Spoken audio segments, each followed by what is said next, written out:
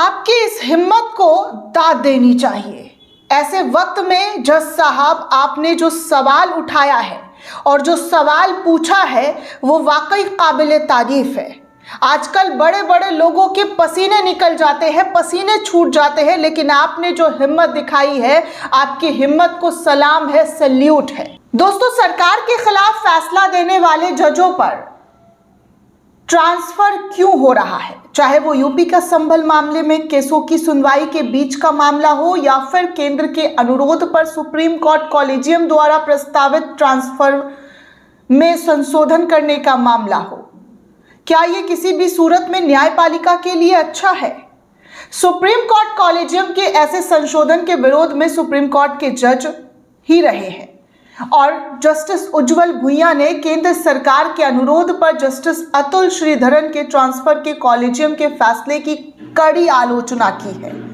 Justice Sreedharan ने colonel Sophia Qureshi के खिलाफ आपत्तिजनक टिप्पणी मामले में एमपी के एक मंत्री के खिलाफ स्वतः संज्ञान लेते हुए कार्रवाई की थी।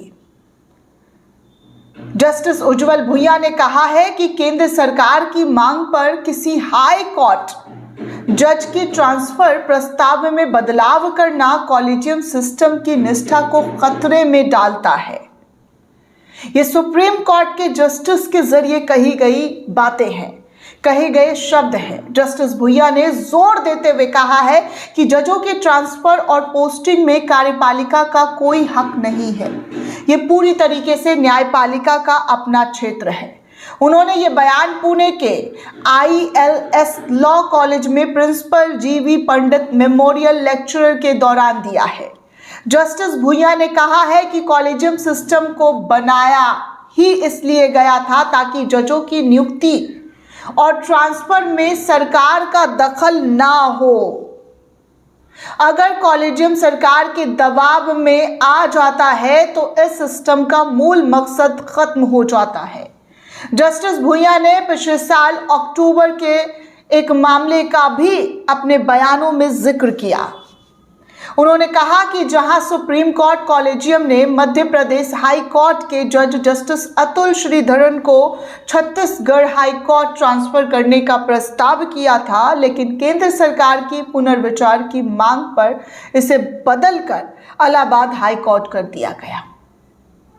कॉलेजियम के रिकॉर्ड में खुद लिखा है कि यह बदलाव सरकार की मांग पर हुआ है, सरकार के जरिए मांग की गई है, तब जाकर इसे बदला गया है।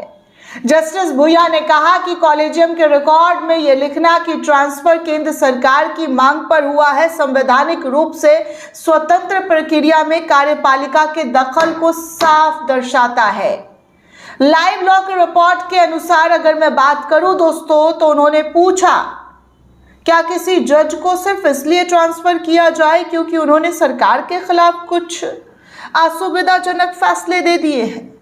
क्या इससे न्यायपालिका की स्वतंत्रता प्रभावित नहीं होती है? इसीलिए मैं कह रही थी जस्टिस उज्जवल भुइयां की हिम्मत को दाद देनी चाहिए, जो इस वक्त पर उन्होंने ऐसे बड़े प्रभावित सवाल उठाए हैं, सरकार से सवाल पूछ दिए। उन्होंने कहा है कि ट्रांसफर सिर्फ न्याय के बेहतर प्रशासन के लिए होते हैं, ना कि जजों को सजा देने के लिए जो सरकार को पसंद ना आए। छत्तीसगढ़ में ट्रांसफर होने पर justice Sreedharan high court collegium के सदस्य बन जाते हैं, लेकिन इलाहाबाद हाई कोर्ट में उनकी सीनियरिटी बहुत कम रहती है। जस्टिस श्रीधरन को एक स्वतंत्र जज के रूप में जाना जाता है। जस्टिस श्रीधरन ने कर्नल सोफिया कुरैशी के खिलाफ आपत्तिजनक टिप्पणी मामले में MP के एक मंत्री के खिलाफ स्वतः संज्ञान लेते हुए कार्रवाई करने के आदेश दिए थे और तीखी टिप्पणी भी की थी दोस्तों। लेकिन हुआ क्या? तो हुआ ट्रांसफर।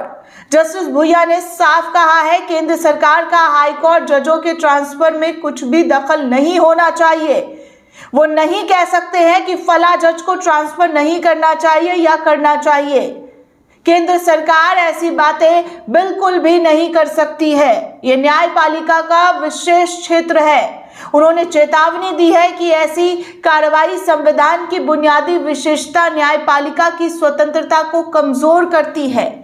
उन्होंने ये भी याद दिलाया है कि कॉलेजियम सिस्टम सुप्रीम कोर्ट ने इसलिए बनाया था ताकि नियुक्तियां सरकार के प्रभाव से मुक्त रहे, सरकार का कोई दखल इसमें नहीं हो। जिन भी जजों की नियुक्तियां हो वो कॉलेजियम सिस्टम के जरिए हो, ना कि सरकार के जरिए। अब जब सरकार कॉलेजियम को खत्म करने की कोशिश नाकाम हो चुकी है तो जजों की जिम्मेदारी और बढ़ जाती है कि वो सिस्टम को स्वतंत्र रखे, सिस्टम को पूरी तरीके से पारदर्शिता रखे। जस्टिस भुइया ने कहा है कि कॉलेजियम सदस्यों को यह सुनिश्चित करना चाहिए कि सिस्टम पर कोई दखल ना हो। हम जजों ने संविधान की रक्षा की शपथ ली है, बिना डर, पक्षपात, स्नेह या द्वेष के। हमें अपनी शपथ पर उतरना होगा खड़ा। इस बात का भी जिक्र उन्होंने कहा है कि हमें अपने शपथ पर जो हमने ओथ लिया है उस पर खड़ा उतरना होगा। उन्होंने कहा है कि न्यायपालिका की स्वतंत्रता अटल है और इसे हर कीमत पर बताना होगा। जस्टिस भुइया ने चिंता जाहिर की है और न्यायपालिका पर सबसे बड़ा खतरा अंदर से आ सकता है और जज राजनीतिक या वैचारिक झुकाव से फैसले लेते तो लोकतंत्र के लिए यह बुरा दिन होगा। उन्होंने कहा है कि अगर किसी भी केस का फैसला सिर्फ ये जानकर तय किया जाए कि कौन सा जज या बेंच सुन रहा है तो यह लोकतंत्र के लिए बेहद दुखद होगा। जस्टिस भुइया ने आगे यह भी कहा है कि स्वतंत्र न्यायपालिका लोकतंत्र और कानून के राज्य की रक्षा के लिए बेहद जरूरी है। इसके लिए ऐसे जज चाहिए जो समय की राजनीतिक हवाओं के खिलाफ सीधे खड़े रहे। सरकार के खिलाफ फैसला देने वाले जजों के ट्रांसफर को लेकर कांग्रेस ने भी दोस्तों बड़ा हमला किया है। कांग्रेस लगातार सरकार के खिलाफ जो जज फैसला देते हैं उसको लेकर बड़े प्रेस कॉन्फ्रेंस भी किए गए हैं। पार्टी प्रवक्ता पवन खेड़ा ने साफ तौर पर प्रेस कॉन्फ्रेंस करते हुए कहा है कि जो संभल, दिल्ली, जयपुर, गुजरात है कि भगवान के बाद अगर कोई किसी से न्याय की उम्मीद करता है तो वो राजा है। भगवान भी राजा के माध्यम से ही लोगों को न्याय दिलवाते हैं, लेकिन अब राजा न्याय के रास्ते पर आ जाए और न्याय ना मिलने दे तो क्या होगा। अगर राजा इंसाफ दिलाने के समय धर्म, जाति और भाषा देखे तब आप सोचिए कि इस देश में कितने दिनों तक लोकतंत्र बच सकता है। पवन खेड़ा ने कहा है कि हम उम्मीद करते हैं कि योगी आदित्यनाथ इस गुजरात मॉडल को यूपी में लागू नहीं करेंगे क्योंकि इस मॉडल से आम आदमी को न्याय नहीं मिलेगा।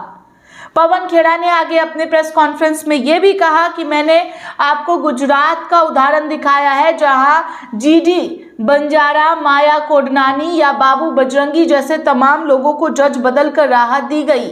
वहीं एक दूसरा मॉडल भी है जिसमें मोटा भाई जज का ट्रांसफर कहीं और ही कर देते हैं। ऐसा मॉडल लोकतंत्र और इंसाफ के लिए बेहद घातक है। उन्होंने संभल में जज के तबादले का भी जिक्र किया और कहा कि यूपी के संगल में मुख्य न्यायाधीश मजिस्ट्रेट के ट्रांसफर का ये मामला हाल ही में बहुत विवादास्पद हो गया है। ये पूरा विवाद संभल हिंसा से जुड़ा हुआ है। शाही जामा मस्जिद सर्वे के दौरान हिंसा हुई थी और इसमें 3 मुस्लिम युवकों की गोली लगने से मौत हो गई और इस मामले में पुलिस पर आरोप लगे हैं कि वो ज्यादा बल प्रयोग कर रहे थे जिसकी वजह से ऐसा हिंसक वारदात देखने को मिला। संभल के तत्कालीन सीजीएम विवांशु सुधीर ने 9 जनवरी को एएएसपी अनुज चौधरी समेत 20 पुलिसकर्मियों पर एफआईआर दर्ज करने का आदेश दिया। आप सभी को पता है, हमने वो खबर भी आपको सबसे पहले बताई। और फिर विवांशु सुधीर का अचानक तबादला हो गया और सिविल जज बनाकर अन्य जगह उनको भेजा गया। इसके बाद इलाहाबाद हाई कोर्ट ने जज आदित्य सिंह को संभल का नया सीजीएम बनाया और आदित्य सिंह वही जज है जिन्होंने पहले संभल की जामा मस्जिद सर्वे का आदेश दिया था। विवाद हुआ तो कुछ घंटों में ही आदित्य सिंह को भी हटा दिया गया क्योंकि जिस तरीके से लोगों ने, वकीलों ने विरोध करना शुरू किया वो आपने देखा। अब नए सीजीएम को संभल भेजा गया है। पवन खेड़ा ने कहा कि संभल का ये पहला मामला नहीं है, इससे पहले सरकार के खिलाफ फैसला देने वाले कई और जजों का तबादला किया गया है। दिल्ली दंगों में भी बीजेपी नेताओं के खिलाफ आदेश देने वाले जस्टिस मुरलीधरन का भी आधी रात को तबादला कर दिया गया था। हाल ही में राजस्थान में अडानी के खिलाफ फैसला सुनाने वाले जज दिनेश कुमार गुप्ता का भी ट्रांसफर कर दिया गया था। ऐसी तमाम चीज़ें दोस्तों आज याद दिलाई जा रही है और कहा जा रहा है कि वैसा ही पैटर्न क्यों देखने को मिलता है जब सरकार के खिलाफ फैसला होता है, उनके दोस्तों के खिलाफ, पूंजीपतियों के खिलाफ, तो आनन फानन में जजों का तबादला क्यों होता है। इस तरीके के सवाल इस वक्त जोरों शोरों से लोगों के मन में विचार कर रहे हैं, घर कर रहे हैं और लोग सवाल पूछ रहे हैं कि आखिर इस तरीके की कोशिश क्यों हो रही है। क्या न्यायपालिका में पारदर्शिता नाम की चीज़ बची भी है या नहीं? आपको क्या लगता है दोस्तों, हमें कमेंट करके ज़रूर बताइएगा। साथ ही साथ चैनल को ज़्यादा से ज़्यादा लाइक, शेयर और सब्सक्राइब करना बिल्कुल भी ना भूलें। जय हिंद, जय भारत।